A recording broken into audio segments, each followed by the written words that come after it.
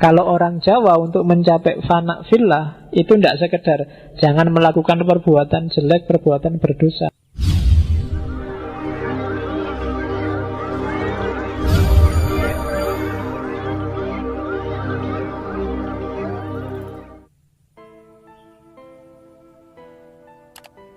Pelajaran ketiga dari sosok Semar adalah kasedan jati. Ini dari akar kata sedo. Sedo itu mati. Makanya ada hadis kafa bil mauti wa idhon, cukup dengan kematian sebagai nasihat. Jadi kasedan jati biasanya isinya tuntunan hidup mati yang sempurna. Konsep kalau di sufi kasedan jati itu setara dengan fana fillah. Fana fillah itu lenyapkan egomu, ganti dengan Allah. Lenyapkan dirimu, ganti dengan Allah. Lenyapkan keinginanmu, ganti dengan keinginannya Allah. Nah itu fana fillah. Kalau orang Jawa untuk mencapai fana fillah itu tidak sekedar jangan melakukan perbuatan jelek, perbuatan berdosa, tapi juga jangan melakukan perbuatan yang tidak pantas. Namanya perbuatan orailok, atau perbuatan yang akibatnya negatif. Kadang disebut kualat.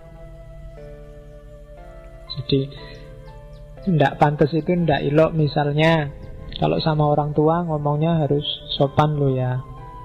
Seperti apapun kondisi orang tua, sesalah apapun mungkin orang tua, ndak ilok kalau ngomong nggak sopan. Nggak ilok itu ndak pantas. Jadi levelnya lebih tinggi daripada baik buruk atau benar salah. Namanya ndak ilok. Ada lagi kualat.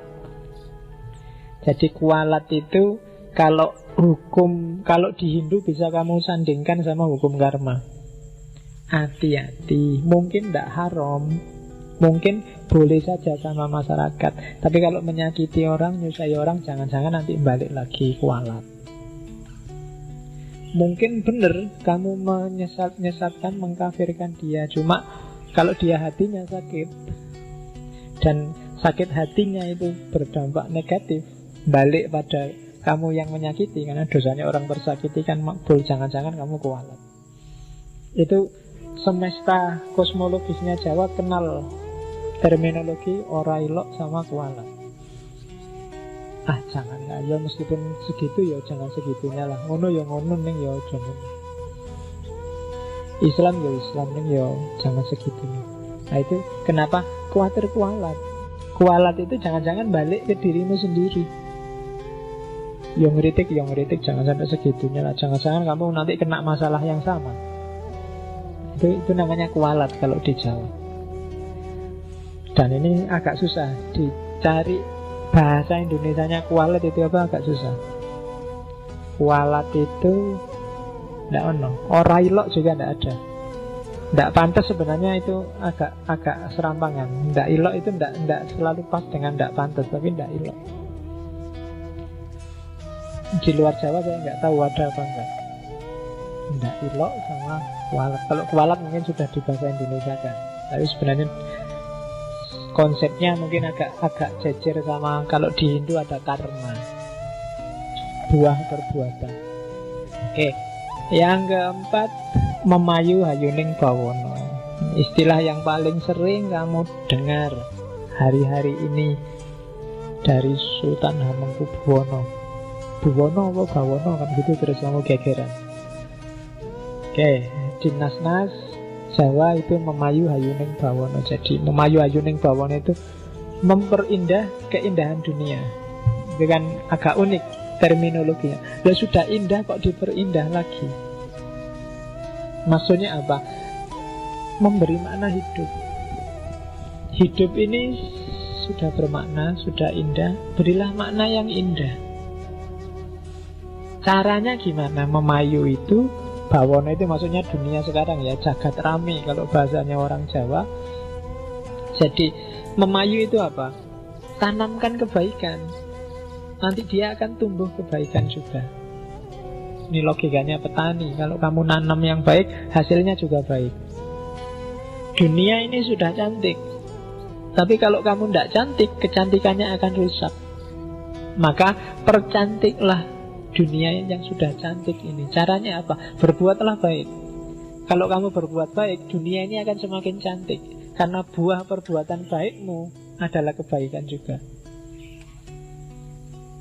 Itu makna aktifnya. Makna pasifnya apa? Kekanglah egomu, kekanglah hawa nafsumu, kontrollah dia biar tidak merusak dunia. Karena yang merusak dunia itu biasanya ya nafsu, hasrat, ambisi. Jadi memayu hayuning bawono, tanamkan kebaikan, kontrollah nafsu. Jalannya gimana? Ikro, bacalah realitas. Kalau di Jawa, membaca realitas itu lahir terminologi namanya ilmu titen. Alam semesta ini ada hukumnya. Untuk kita ngerti yang baik mana, yang buruk mana, titeni. Ilmu titen itu ilmu ingat-ingat. Bacalah sunatullah. Sunatullah ini nggak berubah, maka ingat-ingatlah. Kalau kamu malas, ya nanti tidak sukses, kamu akan bodoh. Kalau kamu tekun, rajin, kamu akan pinter. Ini ilmu titen. Titeni aja, diingat-ingat. Rumusnya tidak akan berubah kok. Itu yang kalau di Jawa namanya ilmu titen. Kalau musim kayak gini, nanti hawanya kayak gini, itu di Jawa lengkap. Di Jawa itu ada wuku, ada mongso, ada dino, ada weton, macam-macam. Itu jenis ilmu titen. Bisa merumuskan karakter orang, bahkan dari model wajah, dari bentuk tubuh, dari andeng-andeng, dari kalau orang Jawa adalah kalau andeng-andengnya di mana biasanya cirinya orang sekian. Kalau perempuan itu model rambutnya kayak gimana, cirinya sekian, model itu ilmu titen. Bahasa luasnya sunatullah. Jadi caramu untuk berbuat baik dalam rangka memayu hayuning bawono apa? Baca sunatullah. Itu yang disebut ilmu titen, ilmu petung, memperhitungkan dan niteni. Hidup ini ada rumusnya. Jangan ngawur. Oke, niteni ini kan nanti kalau di barat melahirkan sains. Ilmu pengetahuan sains yang luar biasa. Jadi modusnya orang barat itu kan gara-gara ilmu titen. Pinternya mereka membaca fenomena-fenomena alam yang ajib. Kalau dia tidak ajak, tidak akan jadi sains. Karena dia ajak, terus dititeni dan dirumuskan, lahirlah sains. Itu yang disebut memayu hayuning bawono.